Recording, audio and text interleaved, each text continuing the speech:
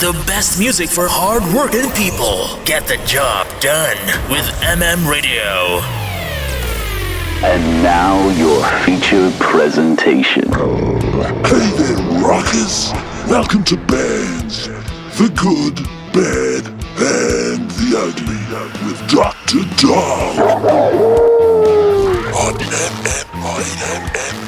the show where we get real about the ups and downs of band life. Your host, Dr. Dog, is locked and loaded.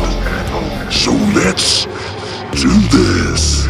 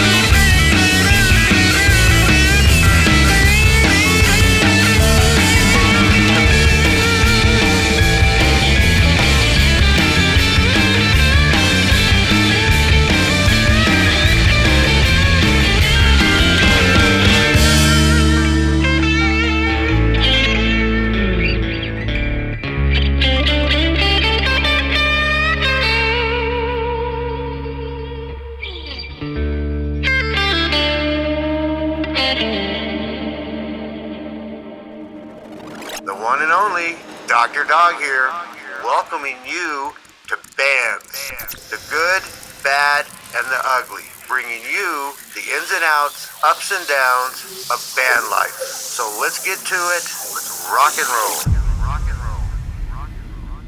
The song you just heard was Mama Told Me by Joey Skidmore. And what a great song. Doctor's guest today is the legendary Joey Skidmore. First of all, Joey, I want to say it's an honor and privilege to have you as a guest on my show, Bands, the Good, Bad, and the Ugly. And it's again just a great honor. So how are you doing today? I'm doing great. And by the way, the first song, "Mama Told Me Not to Come," it's a cover. It was an old Randy Newman song, but a band called Three Dog Night. Yes. Played off of it probably 1970 or so, early 70s, right? I can't remember what year, but that was a duet I did with Jim Dandy of Black Oak, Arkansas. So that's Jim Dandy and Joey Skidmore there, and it was produced by the late Lou Whitney. Really? As far you'd asked me about upcoming projects, well, one of them a few years ago, about 5 years ago, I finished a documentary on Jim Dandy in Black Oak, Arkansas. Kind of one of the premier hard rock, southern rock bands, and a real interesting story. I did this film called Jim Dandy to the Rescue, a film by Joey Skidmore, and I finished it about 5 years ago, and we screened it once and had a great reception. We had a premiere in Kansas City, and then Jim and I had, just a little bit of a minor disagreement, and so I just put it on the back burner. But now I have a distributor for it, and she's going to try to, sell it to channels like Tubi and Hulu and Amazon and whoever else. So there's one channel that I pull up occasionally that has lots of concert videos, lots of rock docs. But anyway, I just thought I'd give Jim Dandy and Black Oak, Arkansas a plug, and also give this film that hopefully will be released before too long, give that a plug as well. Oh, you know what, dude? And that's great. That's exciting. Congratulations on that. That's really exciting. And I know me and you have talked in the past about this project that you're doing, and it was pretty exciting that when I heard that you do have a distributor for it, because I believe it's going to be a great documentary, and especially produced by you. So I can't wait, and it's almost like the inside from an insider of it, and that's the cool thing. It's not somebody that had no connections with them and just wrote it or filmed it, but the fact that you had that connection is makes it that much better of a documentary, I believe. So congratulations on that. That's awesome. I saw them live back in the 70s, believe it or not, and I was like, whoa, what planet is this guy from? I know. Then I saw him again in the 90s, and I got backstage because a friend of mine, Ed Spencer, was playing in the opening band, and I walked in. So I walked into this club up north of the river called Roadhouse Rubies, and I like that name. there's Jim Dandy right by the front door talking on a payphone, and I walked in like, holy shit. And I'm like, Jim Dandy, and he turned around and he like high-fived me and back to his phone call. Backstage with him, and then trying to think the next time I met him, but I think I did this short film called Legend of the Shoe Man, and it was sort of a hillbilly ghost story, mockumentary type thing about the Lake of the Ozarks. And I got Jim Dandy in the film, but we opened for him in the late 90s in a big amphitheater out in, it was called Sandstone back then. out in Bonner Springs, Kansas.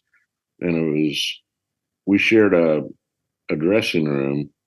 Joey Skidmore band shared a dressing room with Iron Butterfly. Did you really?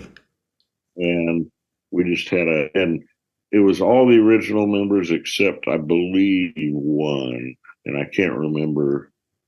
Can't think of his name right off the top, but it was almost all the original members. And if someone needed some privacy, like they're trying to, bang some girl or close, there was a curtain that separated the dressing room in half.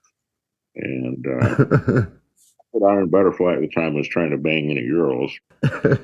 So what made you want to pursue this documentary? I mean, you've just told us that you met him, you played with him. What made you want to do the documentary on him? Well, he's just such a unique character, and he grew up in a town like 300 people in rural, fairly close to Jonesboro, but the town of Black Oak, Arkansas is tiny. I went there and shot 8mm film of the town, for the documentary, as well as some high def film. But it's tiny. There's just not much there, and it's a real economically depressed area. And there's not even a major highway that goes right to it. You get back on all these weird country roads. So he grew up like that, and I guess he got kicked out because he was a long-haired hippie kid. He says he got kicked out of like practically every public school in the area. And when he formed the band Black Oak, they needed a PA system, and so they broke into the local high school right? And got good, and had warrants out for it. And they hid out in a cave for a while, and finally they went to Memphis, got a record deal, and had a big hit. All big hit that went all international. And as soon as they straightened out their legal trouble, they went on tour and toured for years, like kind of like Willie Nelson does, something like 300 shows a year or something. And that's incredible.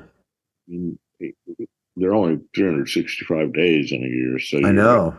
When you're doing that and recording studio album, I don't know how they did it, but I just thought it was an interesting story.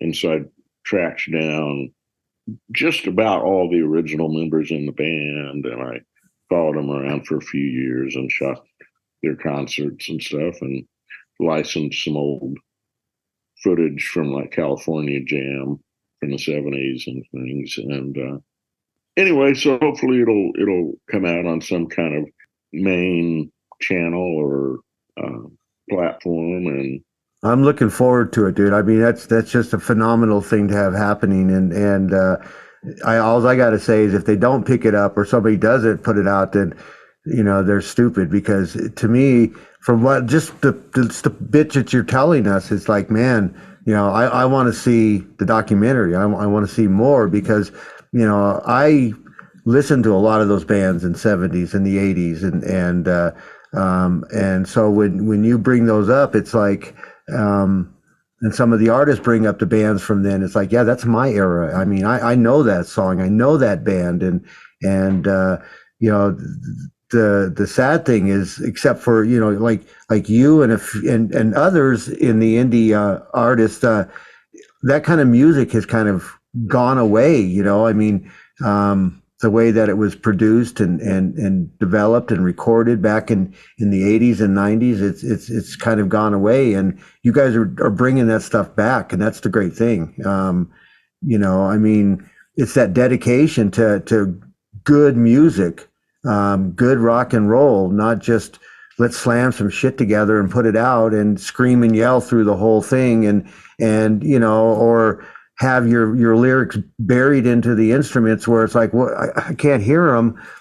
I mean, it's a different world. So to meet and be able to talk and listen to your music and what you do, and watch your documentaries and your films, and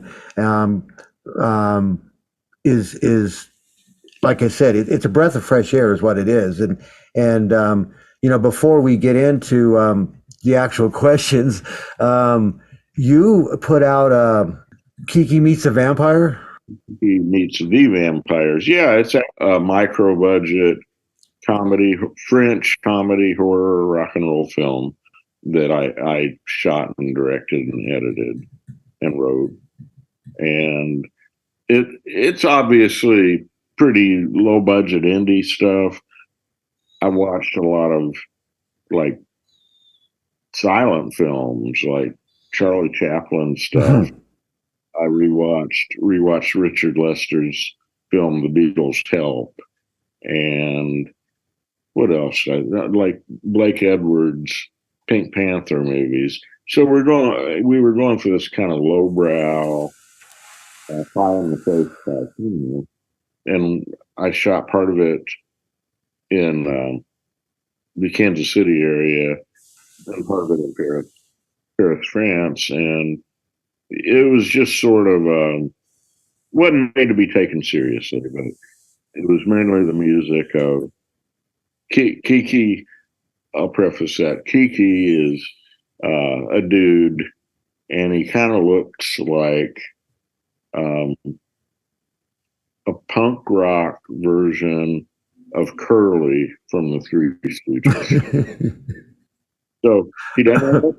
He kind of has kind of a face of a bulldog, and kind of kind of small, cocky guy, and wears Doc Martens and that kind of stuff. But he's like really the funniest, nicest, coolest guy in the world. And he's always happy. He's always laughing, unless you get in some kind of a bad situation. And I saw this once, and we played his band Les Fossoyeurs, which means the grave diggers, and my band, Joey Skidmore Band, and a French all-girl band.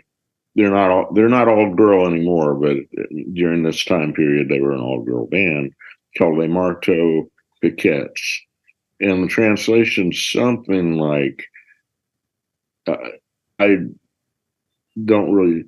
can barely speak a tiny bit of French, but Piquettes, it's like a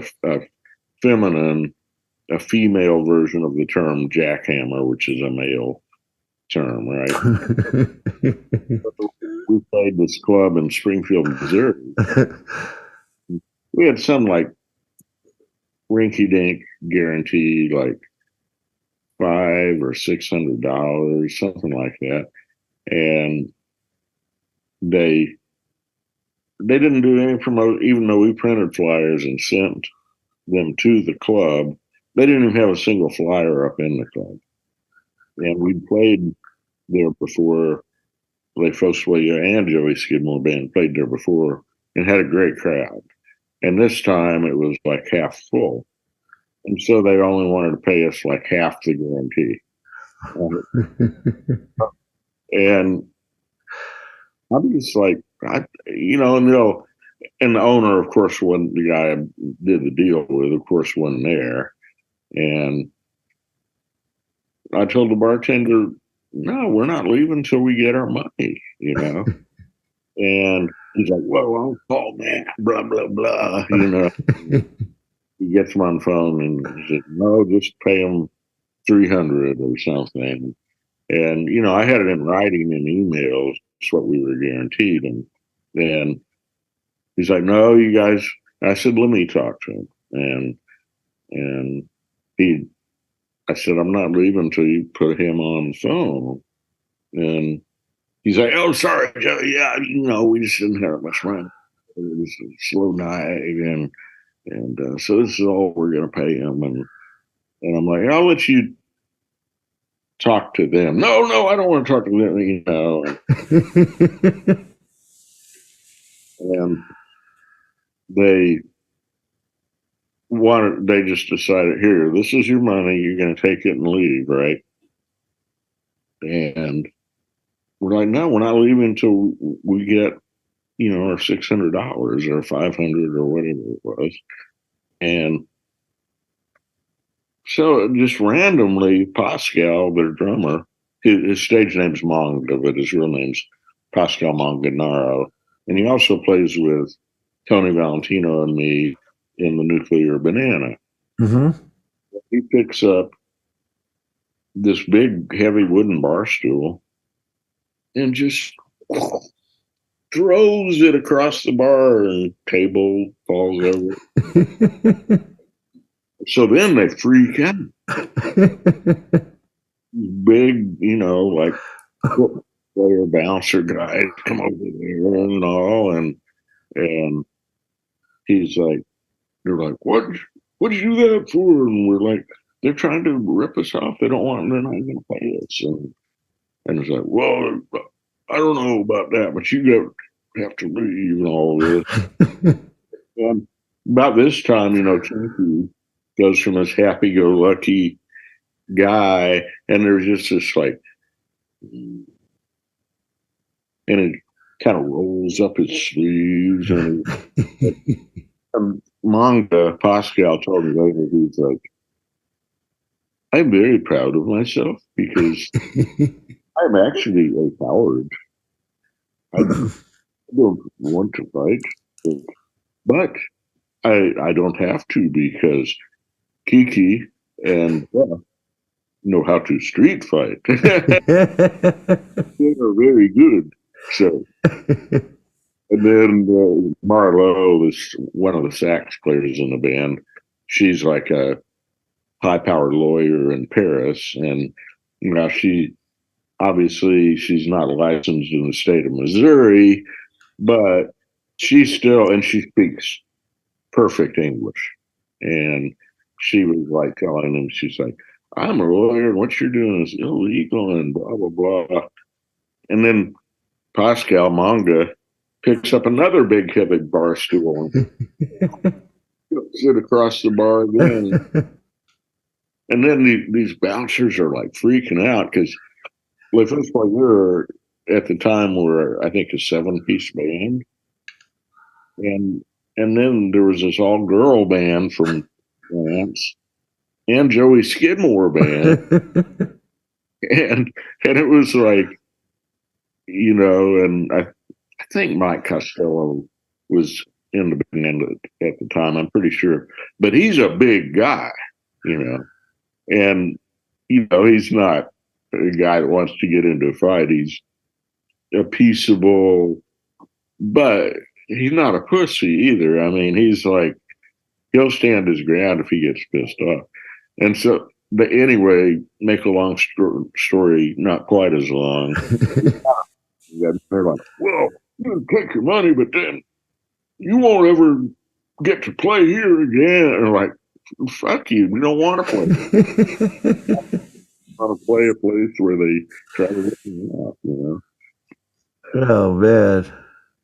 Kiki Meets the Vampire stars the French band. They're kind of a mixture of traditional French music, punk rock, and ska. And they've been together since 84, I believe, something like that. Oh. Lead guitarist Francois, who was really, really dear friend of mine, he passed away last year. I'm sorry to hear that. And the other guitarist, Steph, the rhythm guitarist, quit recently, you know, within the last year or two. But so I don't know if they're defunct or I'm kind of hoping they'll add a new guitarist and get back out there, you know, even though it probably wouldn't be quite the same. No, not when you lose a member, you know, through death or something, then that's a totally different loss feeling than when you lose them because they're out of the band. for one reason or another. I mean, it's a totally different loss. And so some bands don't recover. Some bands say, we're not going on without them. Some do, but it's never the same. But you got to give them credit, because it's like, and it's true. They'd say, I know they would want us to do this. They'd want us to continue, and they would. Anybody that in a musician in a band that would pass, they could come back and say, hey, this is what I want from you guys. They'd say, I want you to continue on because our music is great. And, I'll be there with you and you'll be there with me, but, not physically. So, I think any band member that goes that way would want that. But, most that leave because they got their asses kicked out, they don't care. They want the opposite of that. They don't want that. But, let's get into the next song by Joey Skidmore, and it's "You're Worth the Risk."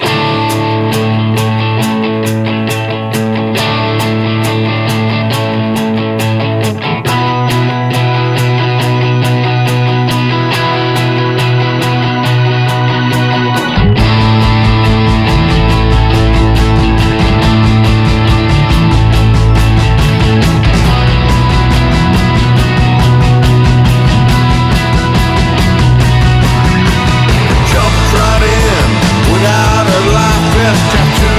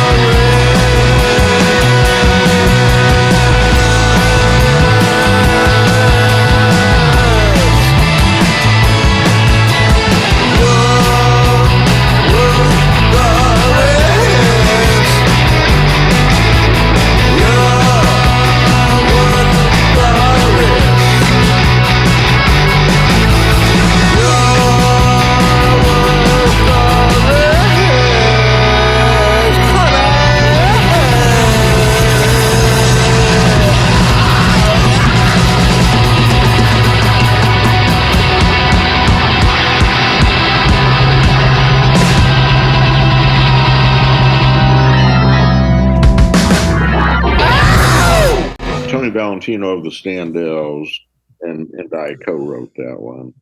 And it features manga from Le Fossoyeur on drums, New York guy named Jeremy Chatsky on bass, Mark Stein from Vanilla Fudge on keyboard, Hammond B3,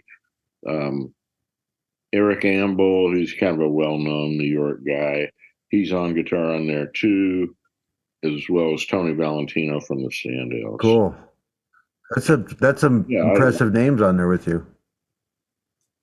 I agree. Those guys are great. So it's that's another thing. That's another, I guess you could call bonus when you're an artist, especially an artist is legendary as you are, to be able to play with other artists that are legendary in their own rights.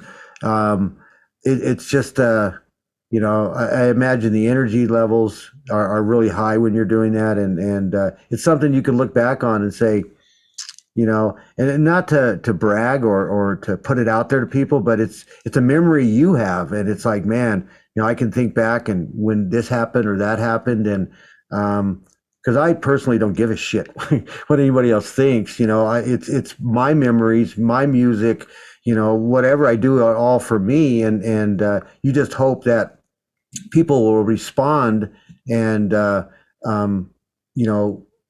like the music that you put out the way that you think it should be. But ultimately, as long as you're happy with what you've put out, the end result, you're going to have people that like and people that don't. But you get to the point where, and being in the business long enough, it's not, you're not always, are they going to like it? Are they going to, buy it, or any of this other shit? You just say, hey, it's a great song. You like it or leave it. But it's a great song. So fuck off.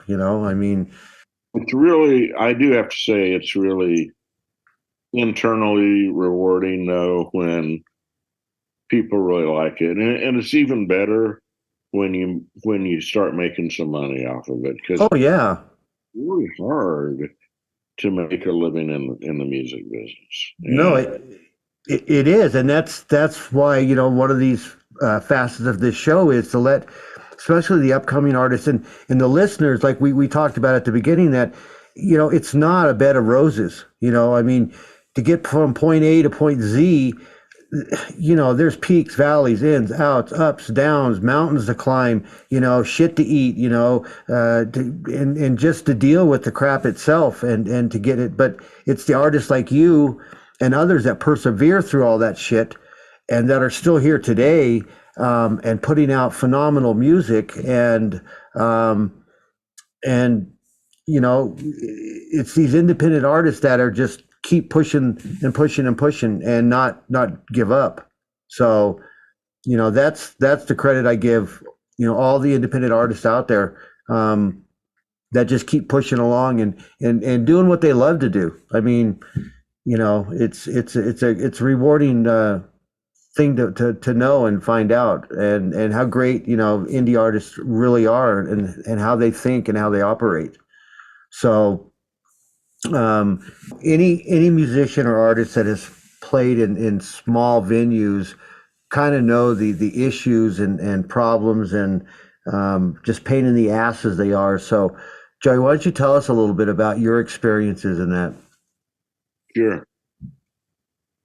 When you're up and coming, struggling, whatever you want to call it, a lot of times you're playing a lot of small bars.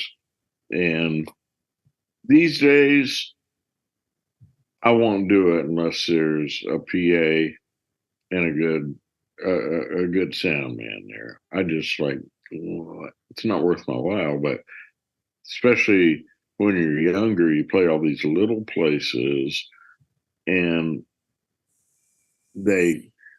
some of them expect you to haul your own PA in and play 4-hour-long sets. I'm like, for like bucks or something. I'm like, I can't do that. But the biggest problem in a small bar, I play with this band, I sing with this band, the Blind Crackers VCR, and they build themselves as like Afro wave, Turks, they're sort of a world beat jazz funk band, if that makes any sense. And they're a great band, BCR. But I played a little tiny bar called the Brick night before last with them, and it only holds about 60, 70 people. But nice little stage, big professional PA system, excellent sound, man. That's nice. Everything's good. Only, negative is it can get really, really loud. Oh yeah. Like an eight piece horn band. But that's okay. I like loud music, and I usually wear earplugs these days. But usually if you play, there are a lot of cover bands, and I'm in Kansas City, so there are a lot of country western bands. And there's this circuit where they'll play, all my rowdy friends are coming over tonight, and they'll play Every Rose Has Its Thorns. Just like the songs that the people in these small towns want to hear. Right.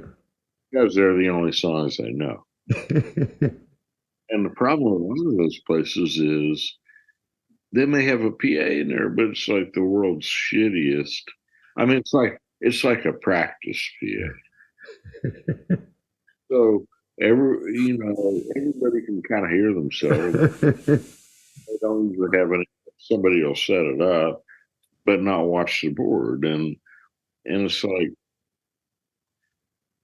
for someone like me, you have to have somebody who's really good running it to make it sound anything like your records, because I do kind of a wide range of material, and my voice is really hard for a sound man to get if they're unfamiliar with my voice. A really good sound man can get it like that. Oh, he'll go down and do a low register, or he'll like scream it out loud or whatever. But you have to have a person who knows what he or she is doing to make it work. And anyway, challenge are small venues, so most of these tiny venues have shitty sound systems,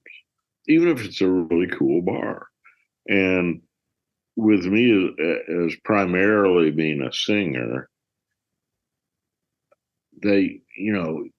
it's hard to avoid getting feedback, and it's hard to get just the drums, even if they aren't mic'd, just the drums in these tiny bars are so loud. If you have a good rock drummer, everything gets really loud, even without having drums and bass and guitars mic'd. They just, for the instruments to keep up with the drums, that's already a problem in a tiny place. Yep. And then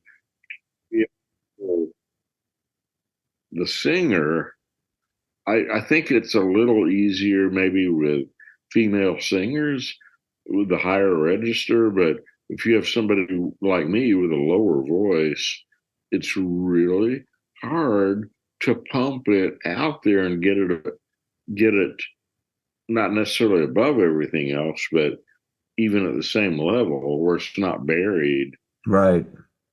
Actually hear what you're singing. And so that's the problem. One time, I think it was 2004, Joey Skidmore band toured in France, I'm trying to remember if we played in other countries, but we did a small tour of France. And the first night was in Paris, and I don't remember the name of the club off the top of my head, but it was a really cool club, and it was, held 400 or 500 people, nice stage, nice PA, professional setup. Everybody was really cool there.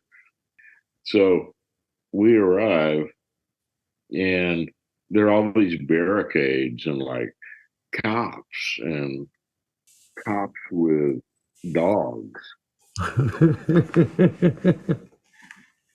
And it's like, what the fuck is this? And we knew it wasn't our police escort, and they were nice and friendly to us. We're carrying in guitars. We don't look like we're French. We're obviously Americans, and we didn't really know what was going on. So we go in there, and they feed us our dinner. We got a free dinner. They give us our drink tickets. We do a sound check. Sounds perfect, And then right before we start the show, there's some young guy, like young kind of skinny French guy dressed in black. He comes in, and I mean, security, the bouncers, the police presence, everything was nuts. And so this guy comes in, and he is talking to the manager or somebody. And then they finally tell him to leave. And there's a little altercation, argument, whatever, the guy leaves. So right as we go on stage and get ready to play, there are like 6 or 8 kind of skinny, maybe it was 3 or 4, I can't remember, but these guys come in, and there's a bigger argument, right? And we haven't even started playing yet. And then, these bouncers and people were like linebackers. And then outside, they had these guys with muzzled dogs in some kind of uniforms. And I think some of them were actually French police, and some of them were just, hired muscle, hired thugs. And then about 15 or 20 of these like kind of younger dudes dressed in black come up, and they have ball bats, Oh shit! irons, and stuff. They start like whacking at the windows of the nightclub, and like fucking with the car. And so security, they like start unleashing the dogs on them and shit, and spraying them with tear gas or pepper spray or something. And the next thing you know, and I'm like, man, I had this cheap home video camera. I'm going to go ahead and playing with us, Robbie Wagner, rock star Robbie. That's the only tour he did with us, as far as I know. But we're like, yeah, we're gonna go. And like my wife at the time, not my ex-wife, and the drummer's girlfriend are like, no, I'm thinking some good clothes, like a French friend. And they start like rocking little French cars and turning them over, and next thing you know, they're like breaking the windows of the nightclub, and it was freaking nuts. So did you play? No. and there were like a million cops there, and it was just oh, that was the first night of this tour. And the very next night, and that was kind of our big show in Paris. And I don't remember, Manga Pascal would know the name of the club, but it was a really cool club. I don't remember what section of Paris it was in, but it was the whole club was kind of made out of or decorated out of old bicycle parts, and then there in the back there was a back door that went all the way down to the train tracks. Really? And that's about, I could look it up. I could look up the name of all that stuff, but I do remember the second night we played the Golden Cafe, and it was some town about 4 or 5 hours out of Paris, maybe 6, out in the middle of nowhere. I mean, it wasn't. You had to diverge from the major highways to even find the place. It's a little town, but I'll be damned if everybody from 200 miles around didn't show up there. I don't know where. No shit.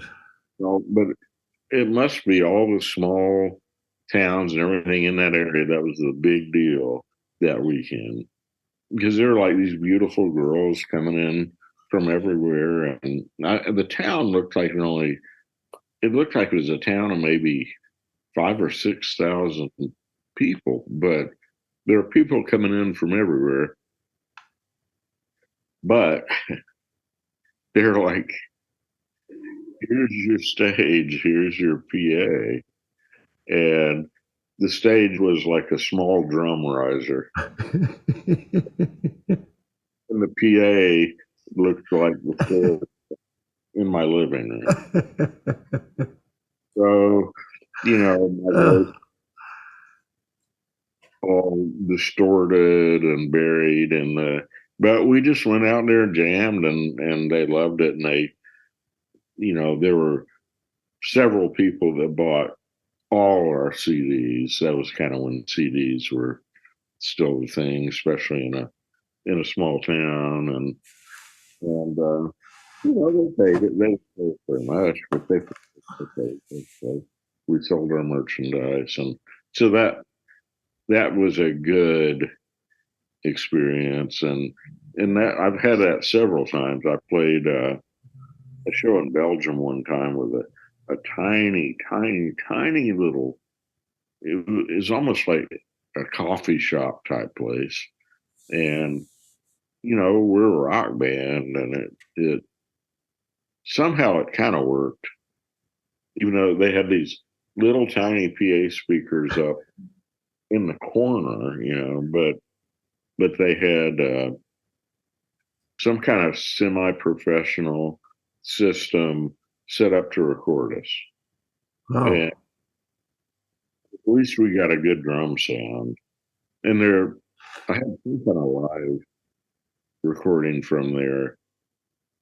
And I think one of the tracks made it on like the best Rolling with the Punches, the best of / worst of Joey Skidmore, kind of little boxed CD set. Cool.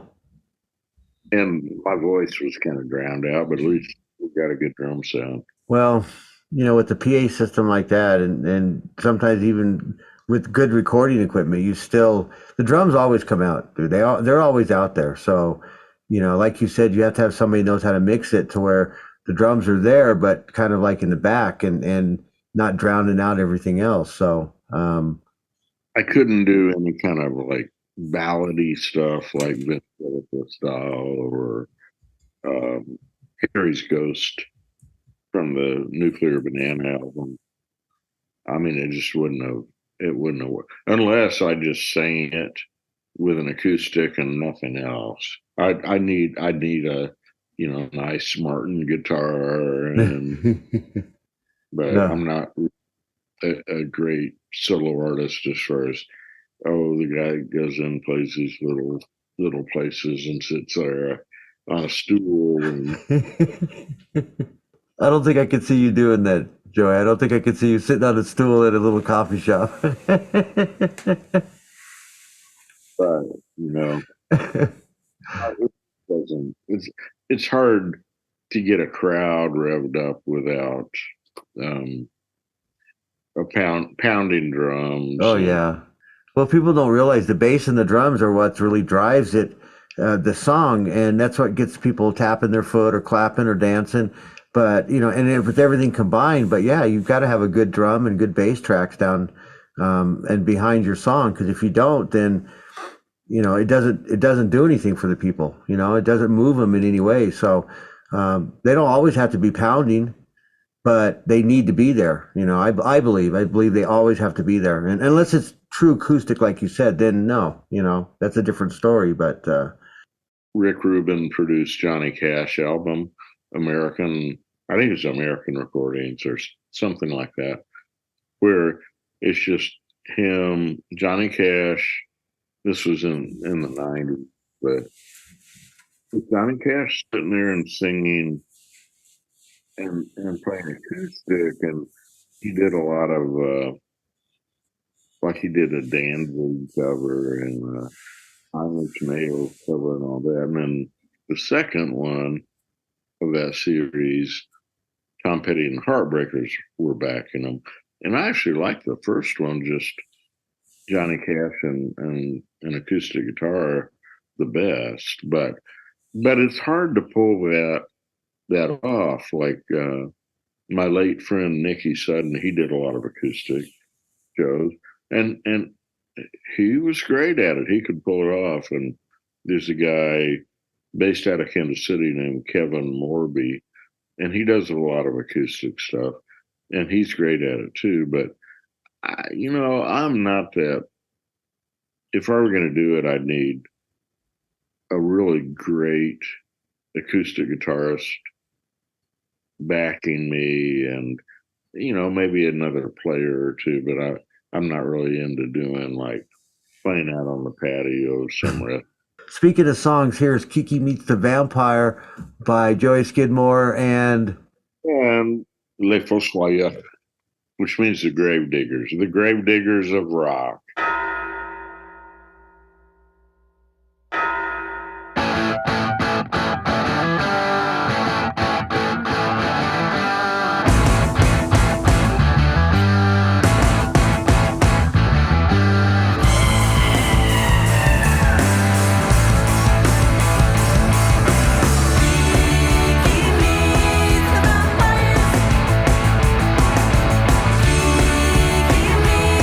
Vampires.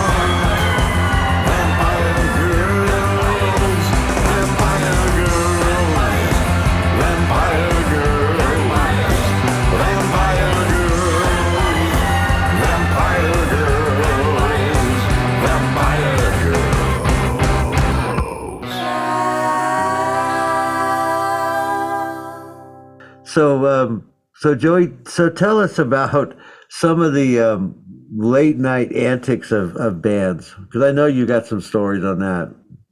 I have to figure out which ones I want to reveal, who they're not get in trouble, but this is a good one since we're talking about Les Fossoyeurs. So we were on the road in France with Les Fossoyeurs and Les Marteaux Piquettes, which was an all girl French band, and Joey Skidmore band. And so we played in this.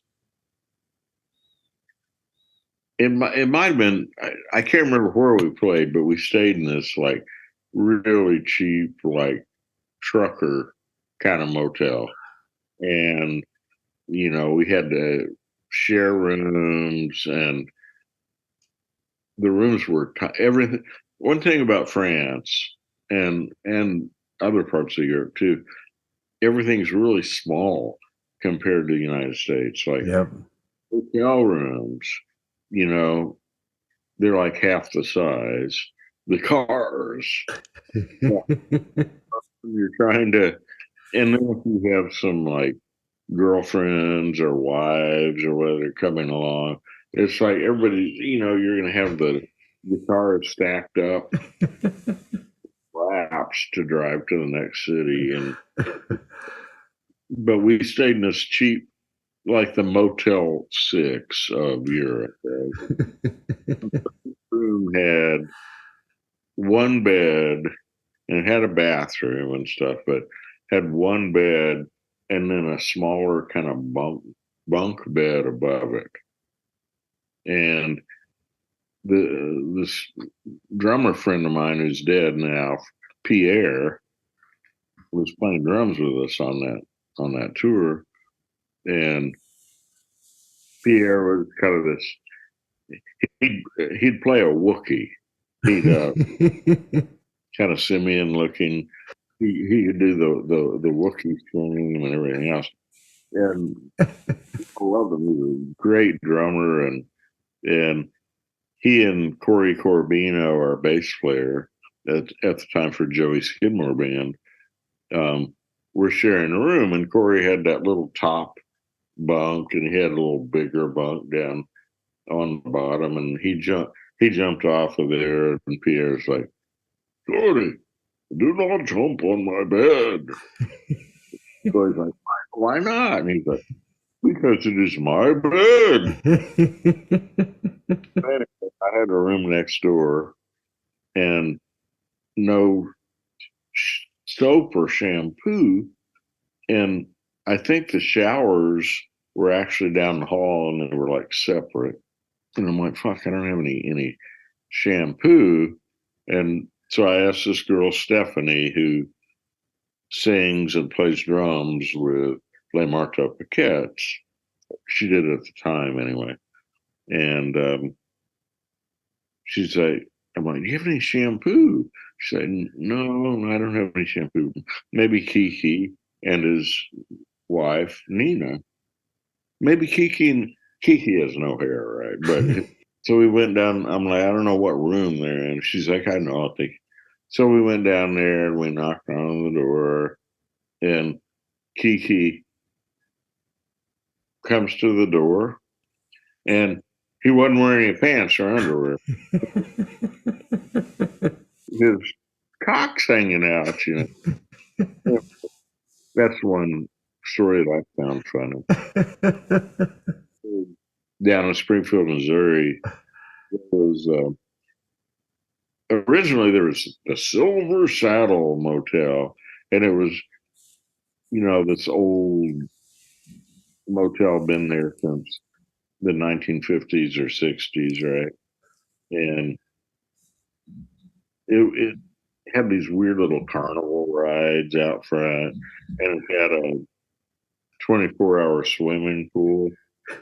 They didn't really publicize it, but after 10 or 11 o'clock, they just turned the lights out, and everybody could go out there and skinny dip and everything. and it turned into the Rail Haven. And when bands would go in there, it was Route 66. It was, for people that aren't familiar, Route 66, very famous old one of the first interstate highways. Yep. Where it started, but it went all the way out to California, right? And so they changed it from the Silver Saddle to the Rail Haven, but it was like the place where Elvis, which I thought they back in the 50s or 60s or whatever. But they had a kind of discreet outdoor 24-hour pool. So if you were down there for the weekend, you could go skinny dipping with your wife or girlfriend or, whoever. And then they also had their themed hot tub rooms. So I'd always, if I went down there for a weekend, like if we were recording an album with Luke Whitney, the late Luke Whitney, I'd always try to get, especially if there were like girlfriends and wives and stuff coming along, I'd try to get a hot tub room. And they had the bunkhouse room, which probably for families, because they had bunk beds and worked for, rock and roll bands too. And there was this old guy, and I know he finally died, but he was kind of this old right-wing guy, wily. He worked, and he looked like he's about 100 years old, right? worked the desk in the office, and I'll be like, Wiley, are there any hot tub rooms still available for the weekend? He's like, yeah, we have. He's like, I know you musician guy worked with Lou Whitney, right? I'm like, yeah, Lou Whitney, he's Springfield, he owns the key to Springfield. He brought Boxcar Willie into town. Yeah, you're right. And anyway, he'd be like, well, we have 2 hot tub rooms. We have the blah, blah, blah, and the Marilyn Monroe.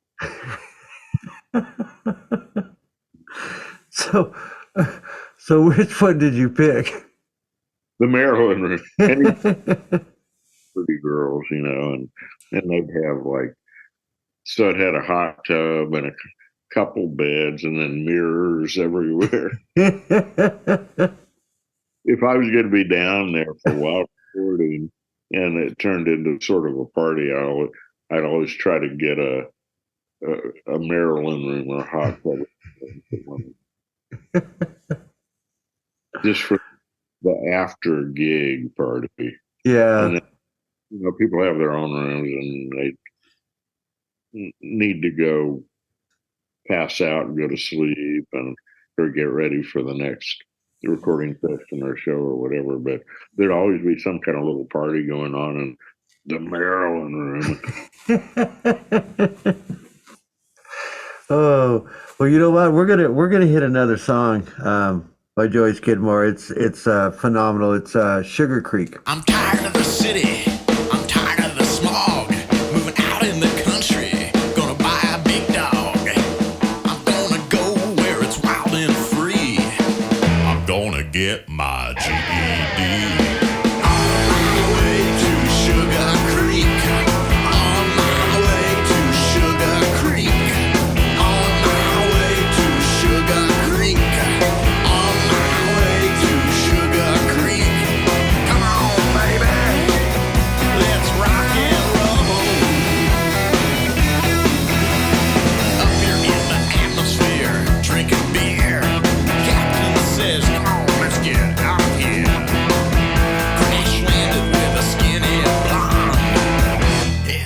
Into a gator pond. On my way to Sugar Creek.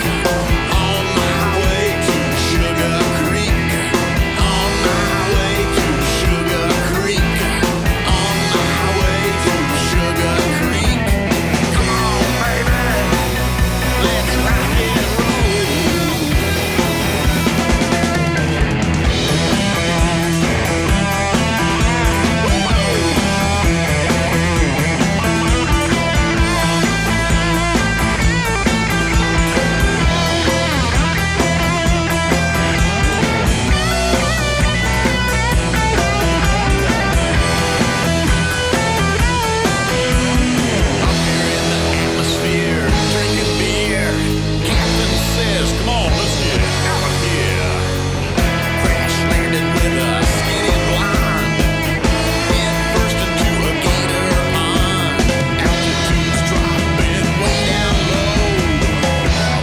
got no place to go. On my way to Sugar Creek.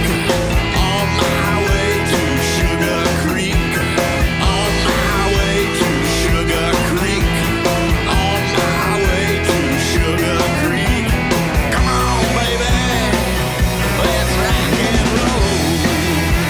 Yeah. I thought this tavern was my saving grace. Clanson says, boy, you're in the wrong place. I'm making wild when I'm going down. The carnival is back in town. On my way to Sugar Creek. On my way to Sugar Creek. On my way to Sugar Creek. On my way to Sugar Creek. Come on, baby, let's rock and roll, yeah. On my way to Sugar Creek. On my way to Sugar Creek. On my way to Sugar Creek. On my way to Sugar Creek. Come on, baby, let's rock and roll,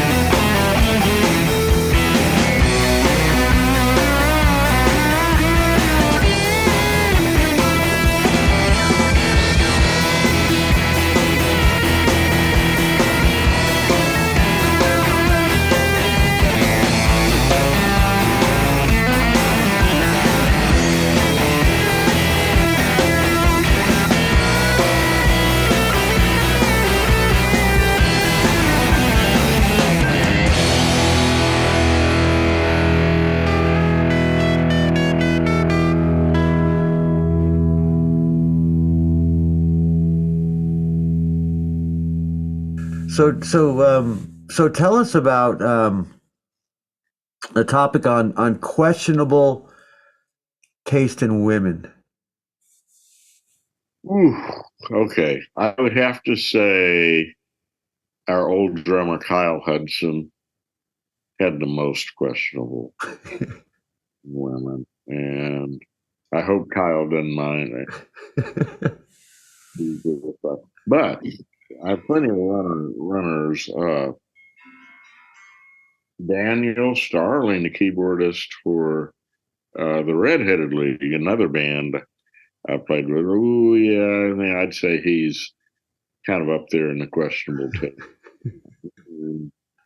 Oh, Spunky. I'm not going to say his full name, but I remember one time back, and this is back in the 90s, but we had somebody, we were talking about, this was back during the first crack cocaine epidemic, and there was a big newspaper article about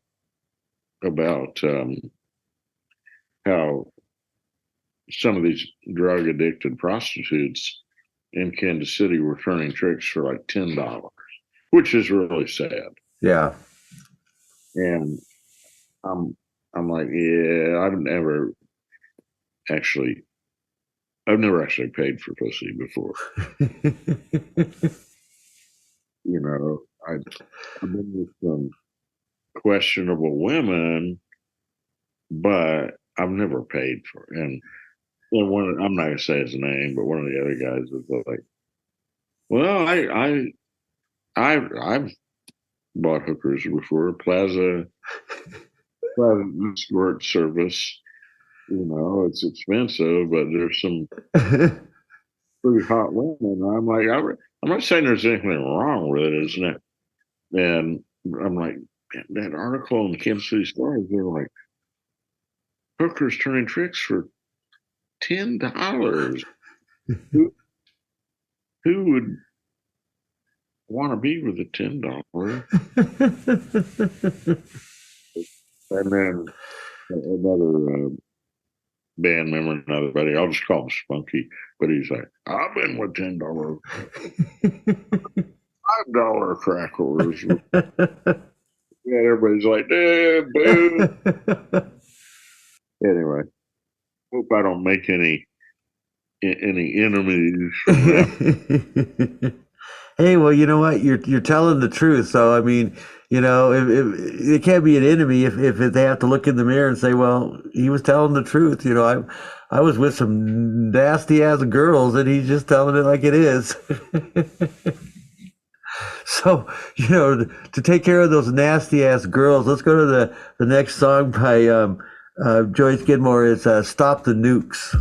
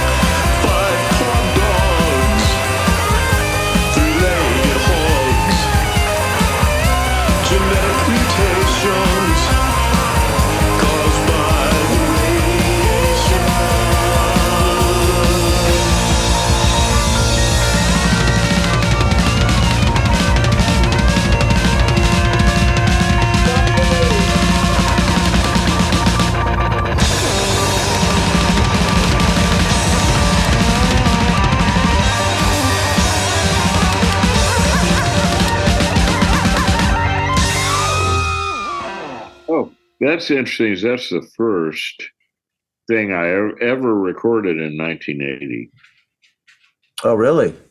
And when it's been remixed and remastered, but when early, the pre-show interview, you asked me about like struggling bands being disrespected and blah this and that, and that came to mind when I put this out.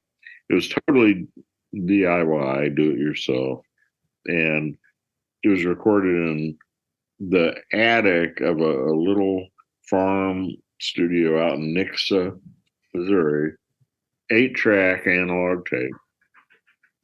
And it was the attic of a farmhouse, and the guy that owned the studio, which was called Mau Mau Studios. Steve Smith is the guy's name. I think he works at a music store in Springfield, Missouri still. But we'd pull up there to record a session, and this is 80 and 81 when we recorded there. And we'd pull up there to record a session. All these dogs, big kind of vicious farm dogs, try to attack the musicians, and he'd be like, "Hey, Bruno, Trent, back here," we'd record. A lot of times it was in the summer, and I don't know if he forgot to turn the air conditioning on, but he wouldn't turn it on until we got there. A lot of times it'd be like 100 degrees up there. We having to take our shirts off, just sweating. And so I'd put out this little 7-inch record, my 7-inch EP myself, and did it all. The cover was I had a friend of mine named John Stanton do this Stop the Nukes artwork, which is kind of like a Conan the Barbarian, a cartoon version of me smashing the shit out of a nuclear power plant. It was like right after 3 Mile Island. And I read about all this radiation leakage and how long the nuclear waste stays radioactive and all that. So I did this weird, like, kind of sci-fi sounding tune, and it had this really cheap paste. So there was a photo of me, like, and then a cartoon, and the photo was like a cheap cut and paste, and the back cover was like a cheap cut and paste job, and it was poorly pressed, poorly mastered, everything. And I heard one guy say that he'd heard it made a great frisbee. And so it was totally trashed and made fun of by everybody in the music community of Springfield, Missouri. But the irony now is people are kind of rediscovering it, and it's actually getting played on, some indie state. Well, the sad thing is that there used to be an outlet years and years and years ago for the independent artists, the new artists coming out, the college radio stations, and some radio stations would have certain nights they would play local music or new musicians that coming up, and that's non-existent anymore. And it's sad because, the underground radio stations were the ones that brought the independent artists out to light, and they're the ones that got their music out. Now it's all just mainstream bullshit. And I guess my whole point to that is that it sometimes takes a little bit of time for the listener to find you and find your music. And there's just hundreds and hundreds of bands putting shit out there that's just filling up the market with shit music instead of really good music like you produce. And so people, they have to wade through the shit. And a lot of times it's like, well, I'm done wading through the shit. I'm not going to do that anymore. And you get lost, or you still buried underneath this crap that you shouldn't even be buried underneath. But, it's sad that the outlets for the independent artist have diminished like they have. I mean, you've got social media, you've got all these platforms and stuff, but it used to be where, you knew your music was being played.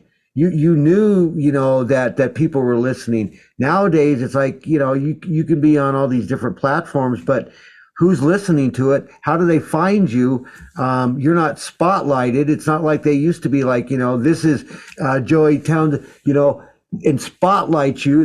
Your music's just out there floating around, and you've got to kind of wish that people will find it, and they're lucky if they do. not so lucky if they don't, because it's just great music. So, given that statement, then, Joey, what kind of advice would you give to again, to the beginning artists, the artists that have begun their journey out there, even artists that have been established but find themselves in the black hole of how do we promote, how do we get our music out, what do we need, who do we trust, who's not going to take our money and run, or take our money and give us nothing in return. I mean, you've been through all this shit. You've dealt with all this stuff, and so, what's that advice that you can pass on? Nobody should expect it to happen overnight. That's for sure. I did. Lou Whitney, the guy that he passed on in 2015, but he was a bass player, studio guy, and he said at one point, said, well, Joey, the people that end up making it, they're not necessarily the best musicians or this and that. Who ends up making it usually? And I'm like, who? And he's like, the people that stick with it the longest. And that's, there's something to be said for that. I think it's really, really tough for anybody to make any real progress if they don't have big money people behind them. So is that what you think that I mean, and it shouldn't be that way, because in a way, YouTube and Spotify, everything else, kind of the democratization of the music where everybody has an equal shot at it, but not really, because there's it used to be really hard to put your own album out. I put out several albums on my own label, but I found real distributors to handle them, distribution, and of course those companies are long gone. yeah. But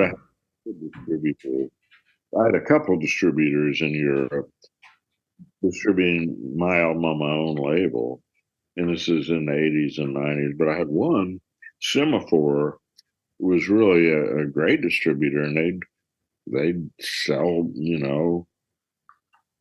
300 records and send me a check and order 300 more. And I mean, it was kind of small time, but that was before I actually had an actual label deal. Like, I had one with a French blues label, Dixie Frog. I had one with the Spanish indie label, Sun Thunder Records. Some of my tracks have been re-released on Easy Action Records out of the UK. So I've had a lot.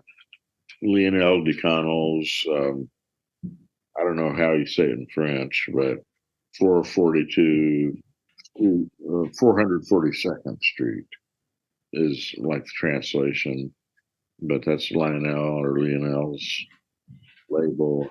He put out some of my stuff, but I did do,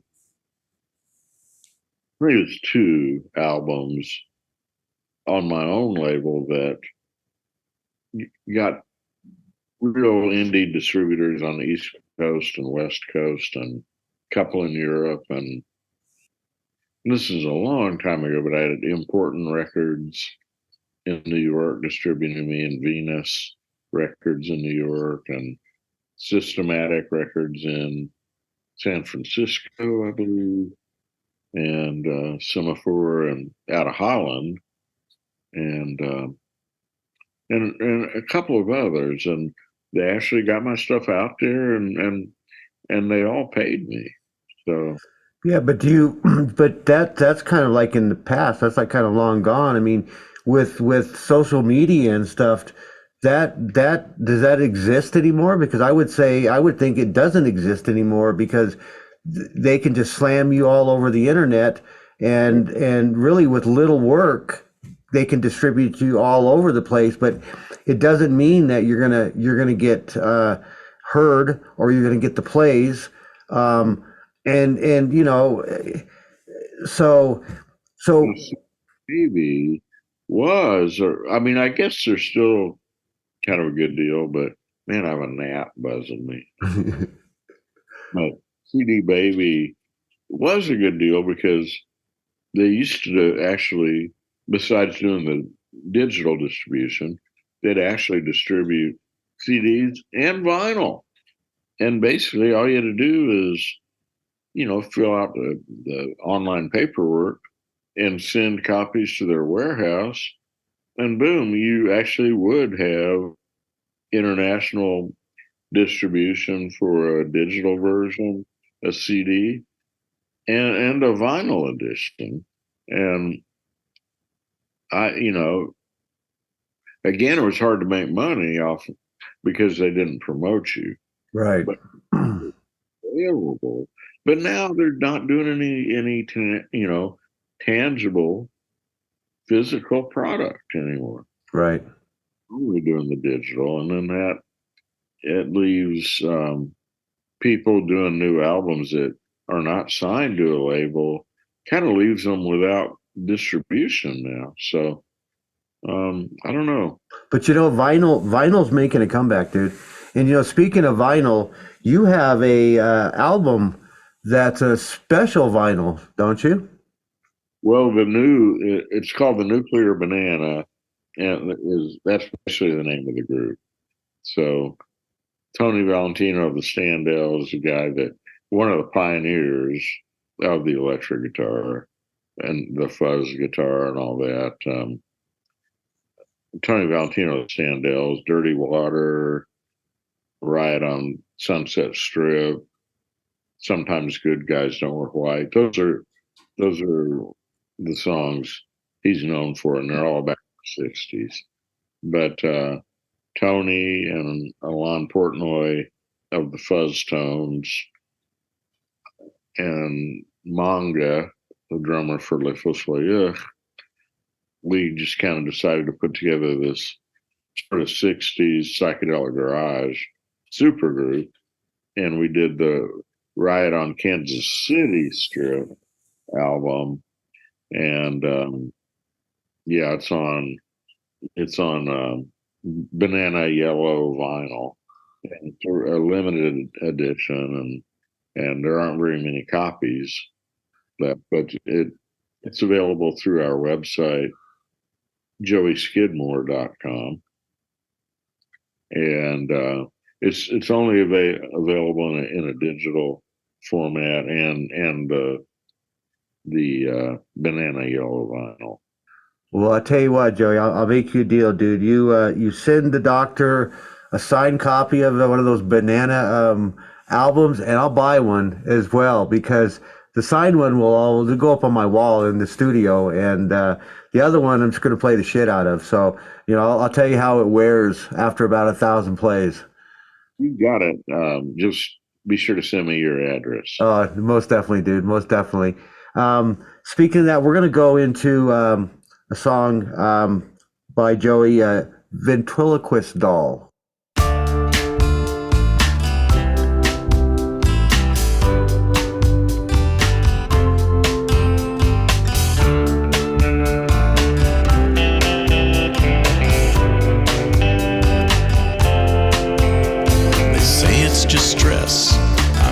Some rest. I needed to think. She bought me a drink. My place is a mess. I'm wanting the best. I'm tired of crying. She's building a nest. I'm no longer trying to call. I really don't miss you at all. I just talk to my ventriloquist doll. Hang out with my ventriloquist doll. They say they're just strings I've broken away, stitches and patchwork, connectors and things. Who's really the master? The situation constantly changing. The stockings have run. longer trying to phone. I'm no longer feeling alone. I just talk to my ventriloquist doll. Make love to my ventriloquist doll. Don't open up the curtains. You'll let the darkness out. Forget about the sirens. The flooding makes a drought. I'm no longer trying to call. I really don't miss you at all. I just talk to my ventriloquist doll. He's only 24 inches tall.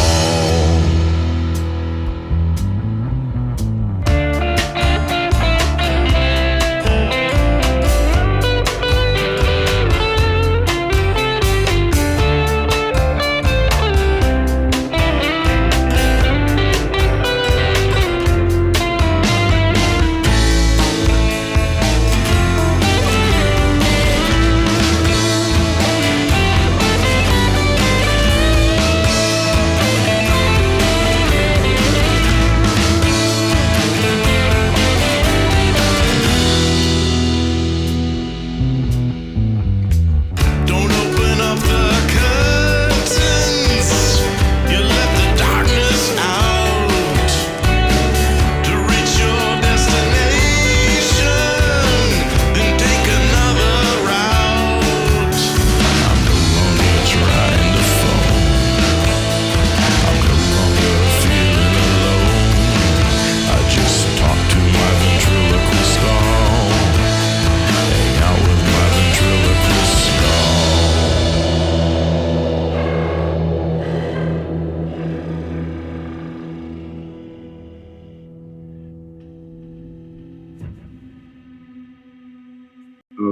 I think that's one of my better tunes, and that was recorded outside of London in a town called Leamington Spa. I think it's sort of a kind of a old retirement town or something, about an hour out of London. And Nicky Sudden, the late great Nicky Sudden from the Swell Naps and Jacobite, plays the acoustic guitar on it. Manga from Le Fossoyeur plays drums. Mike Costello from Joey Skidmore Band was on bass. Springfield, Missouri guy Joe Terry on piano. This is on there. Julia Throat, JP, who plays with the Black Crack Review. She's on there on lead guitar. Man. And Jazzbo, Bill Jazzbo Hargrave, he plays a trumpet on there. And Jazzbo also played on the conch shell on the Nuclear Banana album. So this is, 20 years, almost 20 years later, but same drummer who plays on Nuclear Banana, same conch shell player, and hippie guy in the 80s. And I don't know how well he's doing health wise, but he used to play Santa Claus in the shopping mall around Christmas, and then he'd be a Shakespeare trumpeter, at the Renaissance Fest. So you can picture him, but long white beard, white hair. He's featured in the Harry's Ghost, the Nuclear Bananas Harry's Ghost video. And anyway, some of the same crew. We recorded this in 2003, maybe, even though it wasn't released till 2007 or 2008. But 2003 is 20 years ago. Some of the same crew playing on this song that played on the Nuclear Banana, and some we're playing with, like Julia Throw plays in the Black Crack Review now, and I'm playing with them again, and Manga plays in the Nuclear Banana, but it's cool though that they're still playing, that they're still doing their thing, they're still steamrolling right along, and that's cool. I mean, that's, you're talking 20 years ago, 30 years ago, and they're still at it, and they're still playing, and they're still active. And you know what? I mean, I hope that, the day I drop is behind my drum set or something. That's how I want to go. I mean, I don't want to. That'd be the best thing for me. No, I get it. Doing what you love, right? Definitely. So, Anyway, this song, it's kind of um, it's kind of about loneliness and isolation, and it's kind of coming from the point of view of somebody that's sort of on the edge, right? Like about ready to go off the deep end. So, well, music and songs and the lyrics can transform and change people's lives and their emotions. And that, I think, is what the number one thing an artist, and especially a songwriter, wants to achieve. They want to achieve some type of emotion, reaction from the listener. And we're all going to have a different emotion and reaction to a song. I mean, 12 of us can sit in a room and listen to one song, and I guarantee you 12 of them is going to say something a little bit different on how they reacted, how they felt, what they think it meant to them. But the point is that you're getting that across, is that, you're giving them something that means something to them, whether it's good or bad. You're giving them something that they think about, or relate to, or can relate to, or maybe not now, but down the road, thinking that, I'm hitting a rough spot, and I think of this song, or whatever. And that saves a lot of people. I had a guy, the French album I did on Dixie Frog Records, which came out in 1994. It was just called Joey Skidmore, and it's probably kind of hard to find now. But I had a guy email me and say that he was listening to like really dark music and death metal and stuff, and he started listening to my album, and it kind of brought him out of his, helped him get out of his depression, helped him beat his depression. And I was really touched by that message. And I wouldn't say his name if I did remember it, but Well, that's a testimony of what your music and your songs do.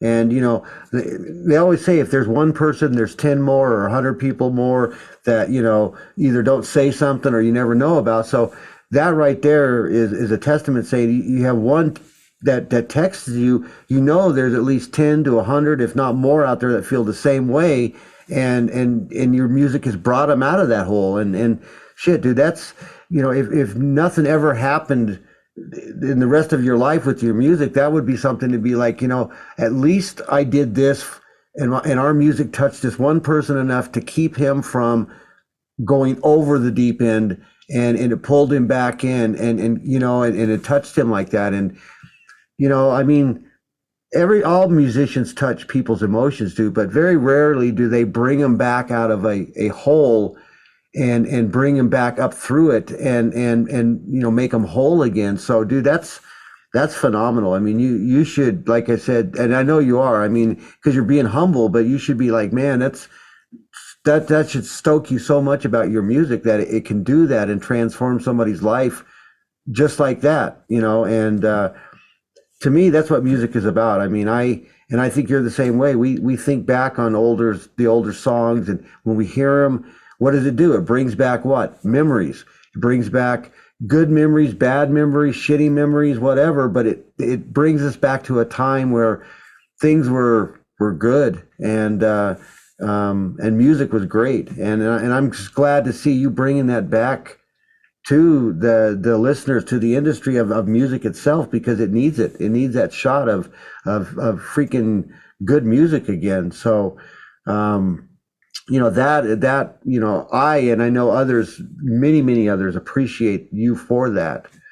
So given that statement, Joey, is there any comments you'd like to make before we wind it down and finish this phenomenal interview? I mean, it's been great, and even though my cheekbones still hurt, any other comment, any other comments you'd like to make before?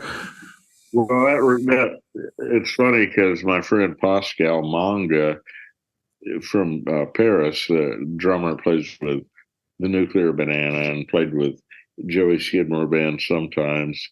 He's very fluent in English, but he says after being in the U.S. for a few days and speaking primarily English, the muscles in his tongue and the muscles in his face hurt because it takes different skills. And I'm like, wow, I never thought.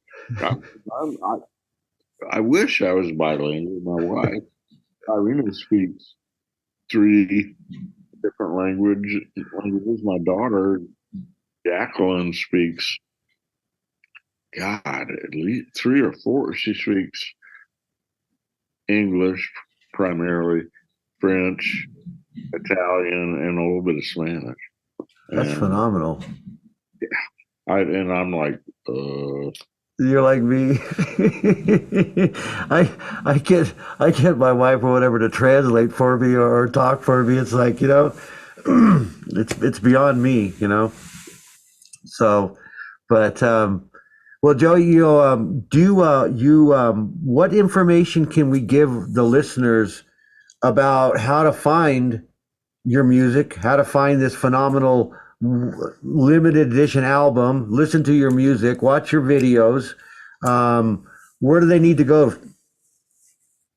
well, the Nuclear Banana album, as far as the digital version, you should be able to find it on, Spotify, Apple Music, all those, Amazon, all those platforms. The vinyl edition may be sold out on Amazon, but you can still get it from my website, joeyskidmore.com. And from that website, they can pull up your videos and everything else, correct? My YouTube channel, youtube.com/Joey Skidmore Band. But when you're on YouTube, you can search for the Skidorama Fest channel. Okay. And the Nuclear Banana is on Bandcamp, and the name of the album is Riot on Kansas City Strip. And you can buy the vinyl on Bandcamp, or you can buy it on my own joeyskidmore.com website. You might be able to get it on Amazon or eBay. I'm on Facebook just under Joey Skidmore.